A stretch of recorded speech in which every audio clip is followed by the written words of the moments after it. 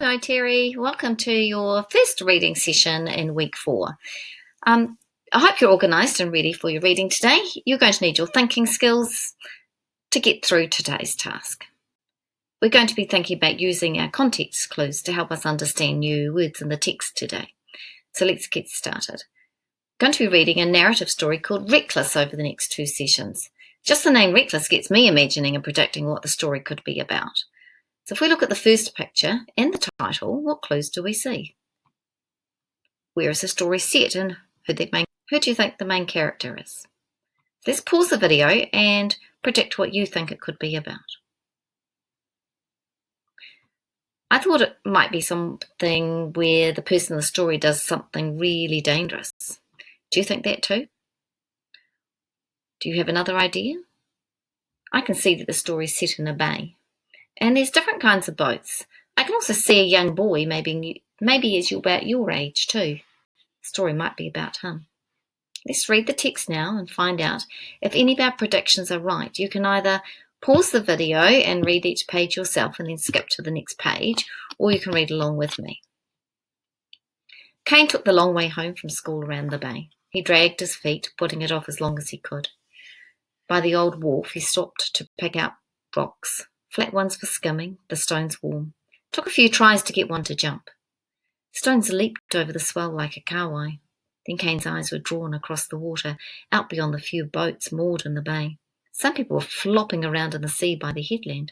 Shrieking and laughing, the sound carried in broken pieces on the wind. A wave of worry flowed through Cain's chest. Did they know what was below them, gliding in the shadows? So we're going to be looking and using our context clues to understand a few words here. So you can use different ones. It could be a definition, what the word means, or a synonym you could be looking for, another word that means the same. Finding a description of the word or an example of it, or even an antonym, the word meaning the opposite of the word that's actually been read. So let's have a go at using those. In here, in the text, it said, by the old wharf, he stopped to pick out rocks. Flat ones for skimming, the stones warm, and it took a few tries to get one to jump. The stones leaped over the swell like a kahawai. I'm not sure what skimming really means. So I could use one of my context clues. I could be looking for a synonym or an example in the text of the word skimming. Pause the video for a moment and see if you can find any of those examples on this page.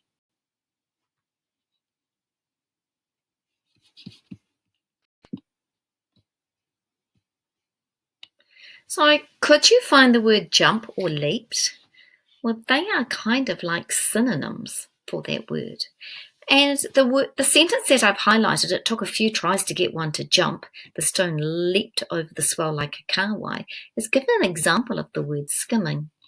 So I can decide and infer from the text that skimming means to move quickly over the surface, jumping or leaping. Let's read on a little bit more. And can you see those yellow words in the text? Well, we're going to try and work out what those mean by using our context clues. Well, Cain knew. He'd been out with Uncle Max and his tinny last month. Uncle Max had taken some of his friends fishing. Cain had baited hooks and washed down the boat afterwards for pocket money. When Uncle Max had dropped anchor to gut the fish they'd caught, the sharks came up quick. Maybe 4, maybe more. It was hard to tell because they were circling. Bronzies, nearly as long as the tinny was wide. Right there, by the headland. Exactly where the swimmers were now. Do sharks always come? One of Uncle Max's friends had asked. We all clean our fish here, Uncle Max had replied. They come. So let's have a look at the word tinny. You can see our little wee magnifying glasses. They're synonym and an example magnifying glasses. So maybe we can use those context clues for this. Let's have a look. He'd been out with Uncle Max and his tinny last month. Uncle Max had taken some of his friends fishing. Cain had baited hooks and washed down the boat afterwards for pocket money. Got it. All right. So have a pause of the video and see if you can find either synonyms or an example of this word on this page. Some of it's a bit hiding. Hopefully you can find it.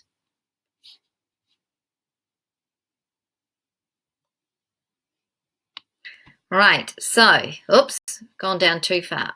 Right, well, I had noticed a couple of things. One was Uncle Max had taken some of his friends fishing, and if you take someone fishing, you normally use a boat. And if I hide myself up here, the word boat is there. So tinny and boat. He was in his tinny last month, taken some friends fishing, and there's another word boat. So I can infer from that that a tinny is a kind of boat. There we go. And I actually know something about boats. And a tinny is a boat that's actually made of metal, normally aluminium. Your turn for bronzies. When Uncle Max had dropped the anchor to gut the fish that caught, the sharks came up quick, maybe 4, maybe more. It was hard to tell because they were circling. Bronzies nearly as long as the tinny was wide. Have you used a description or a synonym to try and work out what a bronzy is? You got it? Let's have a look. Here we go. A bronzy is a shark. It's nearly as long as the tinny was wide, and you can see that the bronzy was circling, and maybe there were even 4 of them. Let's read a little bit more of the text, our story. Let me see if I can find it. Cain felt the fear again. He thought of the way that these sharks had made the short work of the fish baits. Heads, tails, guts all disappearing into the gulping mouths.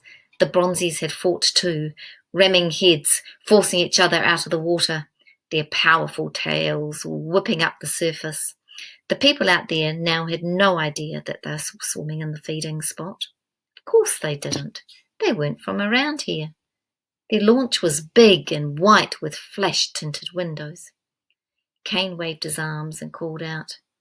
Even though he felt stupid, he yelled, "Shark!" like he was in a movie. But the onshore wind pushed against him, and Cain's words died as soon as they left his mouth. The swimmers couldn't hear him. Hadn't seen him either. Cain looked for someone to share the worry, but he was alone. Now he felt angry. Was it his job to warn the visitors? He could walk away, pretend he hadn't seen them, easy as. That's what people would expect him to do, right? Cain Smith, always a bit unreliable, a bit reckless. Maybe the bronzy wouldn't be interested in the swimmers. Cain shook his head. It wasn't worth risking. Maybe he could follow the track out to the headland, then pick his way down the grassy slope. He could call to the swimmers from there. That would take ages. Cain pictured limbs churning the water. Had the bronzies picked up the splashing yet? Were they already on their way? Were they already coming? There were 6 dinghies upturned at the far end of the bay, chained to trees leaning over the sand. There had to be one that was loose. Then he could get out into the bay, get close enough to shout. In the middle of the huddle, there was an old wooden dinghy secured by a greasy rope. Cain flipped it over. The dinghy was pretty beat up, but it looked safe enough. There were oars, along with a life jacket tucked inside. Cain was pretty sure the owner wouldn't mind, and he'd put the dinghy back exactly like he'd found it. Besides, it would only take 10 minutes. A scream from the bay. A child's scream, caught on the wind and made Cain spin around. He paused, throat tight, but then came laughter. Phew, they were all right still. Okay. So, the word dinghy, that was one word that I was really thinking about. Have a look around and pause and see if you can try and work out what the word dinghy means.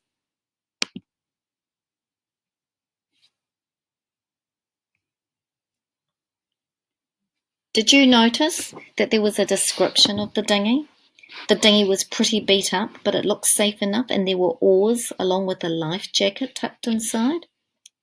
It tells me it's a kind of a boat, and it's a boat that uses oars to make it go. Let's keep reading. So well done if you picked up those clues too. Let's keep reading. Cain dragged the dinghy down to the shore. Oh, have you noticed here there's a picture of a dinghy? Yeah, so the illustrator's helping us understand what the word dinghy means. Cain dragged the dinghy down to the shore. the cool water splashing over his jandals. He pulled on the life jacket, pushed off and clambered in. The bay looks heaps bigger from the water, but the oars felt strong in his hands, and Kane leaned forward, then back, feeling them pull against the water. He tried not to think about the sharks, their bronze backs arching, pale fins cutting the water, the slits of their mouths lined with strips of teeth. Kane looked to see how far he'd come. He was about halfway. The people were still in the water. Kane could see they were a family, a mother and a father and 2 kids. Just a little farther, and they would hear him. He picked up his pace, finding rhythm, leading the dinghy through the boats. So today we've used context clues to work out the definition of different words, or to help us understand words that are maybe a little bit unfamiliar to us in the text. You could look around the sentences, the word, and around the sentences you could look for definitions or antonyms, examples, synonyms, or greater descriptions. In Google Classroom is a copy of the text, and also at the bottom of that copy of that text is actually a Google form for you to fill out to see if you can try and work out the answers on it. It's a bit of a quiz, and you'll be able to work out whether you get your answers correct. So tomorrow we'll read the end of the story and we'll talk about another reading strategy.